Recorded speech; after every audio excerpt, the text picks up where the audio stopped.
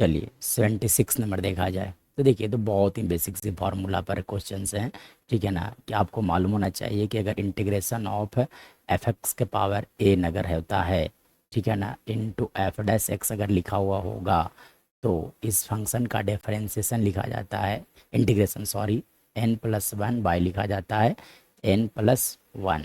ठीक है, और एक्चुअली में अगर कुछ ऐसा हो जाता है, देखिए सेम वही पैटर्न पर है, लेकिन अगर मैं बात करूं तो यहाँ पर जो क्वेश्चंस लिखे गए हैं उसमें थोड़ा सा चेंजेस किया गया है। क्या लिखा गया है? F of A x plus B, ठीक है ना, का यहाँ से लिखा गया था आपका होल एन, इनटू लिखा हुआ है F dash a x plus B into लिखा गया है डी एक्स। सो कैसे इंटीग्रेट किया जाएगा? आप समझ लो कि एफ एक्स है, एफ एक्स इस फंक्शन का डिफरेंशिएशन ऑलरेडी मल्टीप्लाई है, तब आपको ये देखिए एफ एक्स, अब एक्स पर कौन बैठा हुआ है? ए एक्स प्लस बी।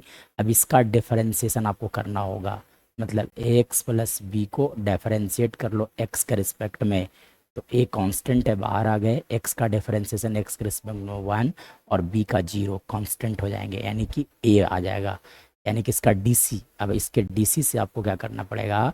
मल्टीप्लाई और डिवाइड करना पड़ेगा। A of x plus b का whole power n into f dash a x plus b into आप ए लिख दो। तब आपको क्या करना पड़ेगा?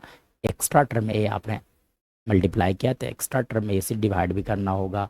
अब ये फार्मूला पे आ गया, तो फार्मूला क्या कहता है? एन प्लस वन हो जाएंगे, मतलब यहाँ से लिखा जा सकता है F of A x plus b का whole power n plus one divided by N plus one plus c लिखा जा सकता है।